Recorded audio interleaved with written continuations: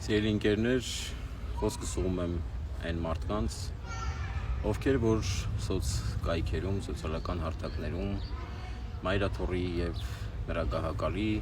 եպիսկոպոսների քաղբանտարկյալ Բագրատ Սրբազանի, Միքայել Սրբազանի մասին կոմենտներում վատ բաներ են գրում եւ իրենց, չգիտեմ, մաղձն են թափում կոմենտներում։ Ես ուղղակի հատուկ եկա Մայրաթոր, որպեսզի Մայրաթորից անեմ այս տեսանյութը։ Դուք այսօր ձեր մեղքերին ավելացնում եք եւս մի քանիսը եւ ամենամեծերը։ Դուք կպնում եք Աստծո օծյալին,